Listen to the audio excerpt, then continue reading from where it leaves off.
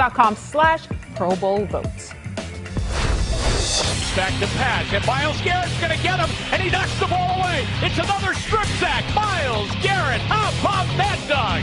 Up in the pocket, he's going to get hit. He's going down.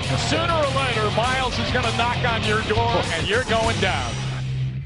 Ooh, he's got hands, he's got speed, and he's with us today. Myles Garrett, all the way from Cleveland. Welcome to the show. And before we even start, I want to say a huge congratulations on being named the Browns Man of the Year.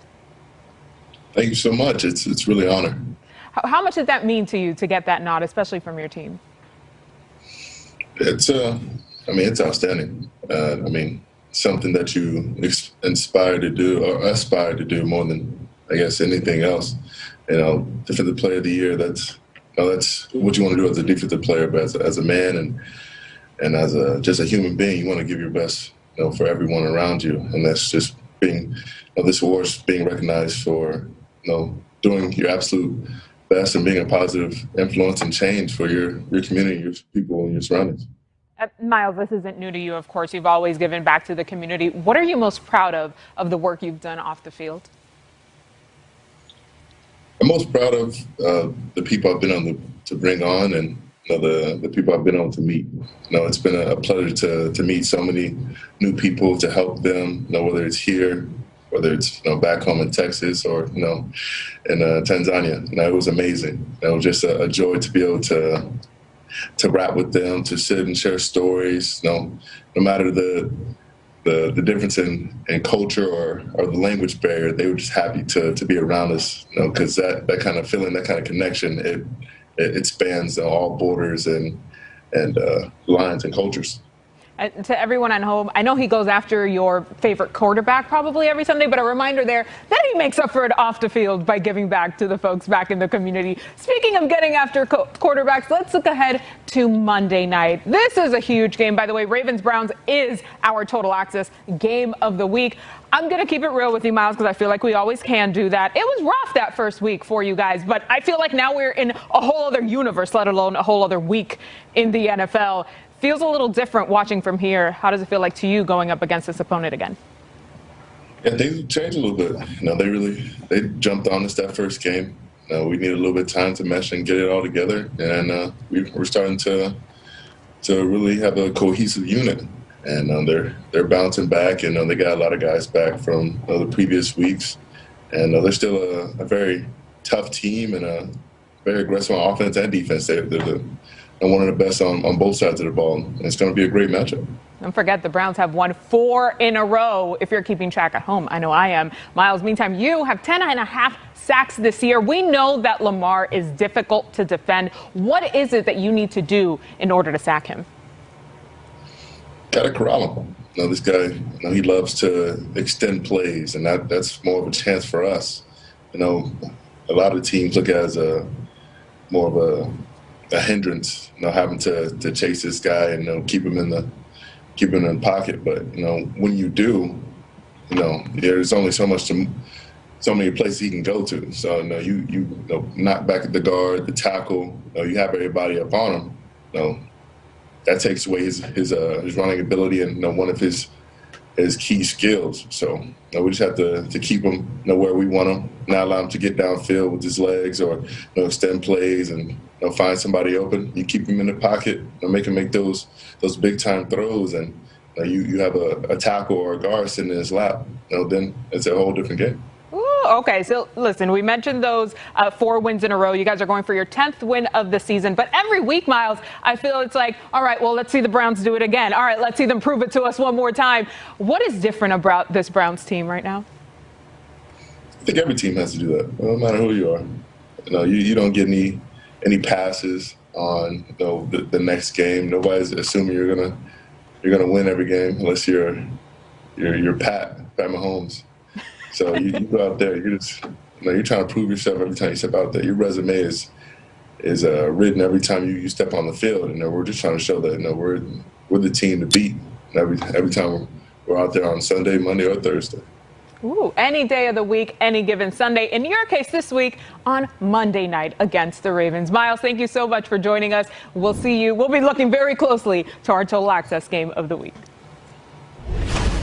Time now for the bucket list presented by KFC, Mike Robb, and David Carr. Listen, guys, you know we have to pick all of these games. I was going through some of these. Some of these were really tough to decide on. So I want to hear, as you deep dive into this, what are some of your must-see matchups this week, especially on Sunday? Robb, start us off.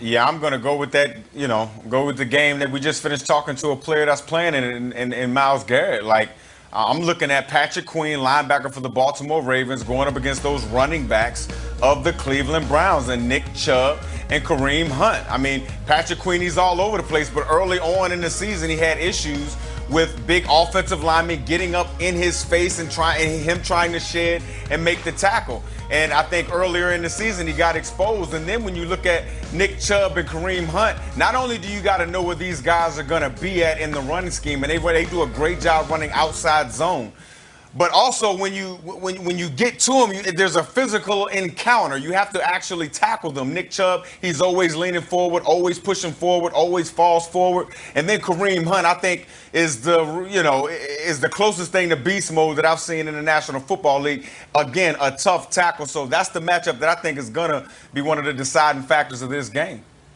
I like that. It's a great game. There's a great challenge being presented to a young quarterback also that I'm going to look for. Jalen Hurts is going to have to play the New Orleans Saints, and that's not easy. I mean, you're talking about replacing Carson Wentz, and sometimes it's easy to come off the bench and you go in there and you play loose and excited.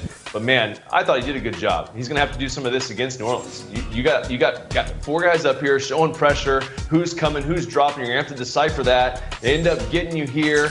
You got a free rusher in your face, but how can you cover that up? You find the one-on-one matchup. You put some air into the ball. Nice throw with guy barreling down on him. Great throw down the field. And the other thing that he did, and I noticed this a lot when he went in the game, and this happened a lot in Philly, honestly. You talk about not having a lot of help. Carson Wentz went through a lot of this also. But you got a two-man route, basically, into, 7 guys dropping out. You got some checkdowns there, but you can't panic. And he didn't panic. And he moved around, and he used his legs, stepped up, made a couple guys miss, ended up getting a first down. So if he can do some of that, he's going to have to. Quite honestly, against the Saints, he's going to have a lot on his plate. And if he can utilize his legs, he can make some big throws. He's got a chance to help spark this football team. I love that you showcased his mobility there, David, because when you're going up against a defense like the Saints, guys like Cam Jordan trying to get after him aggressively out there, it's not an easy task whatsoever. But guess what? It's the NFL. That's how it goes. All right, David and Robb, thanks. Speaking of that game, New Orleans can actually clinch the NFC South Division. Of course, they already clinched a playoff berth, but this is how they do it. With a win or with a Tampa Bay loss or a New Orleans tie and a Tampa Bay Bucks tie. Here are some other games that we picked this week.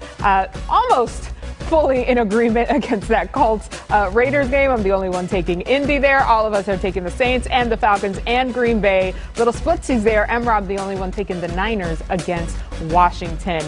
That last game there, Green Bay and Detroit. Green Bay clinches the NFC North division title with a win and a Minnesota loss. They can clinch a playoff berth with a win and a Cardinals loss this weekend, or with a win and a Seahawks win this weekend as well.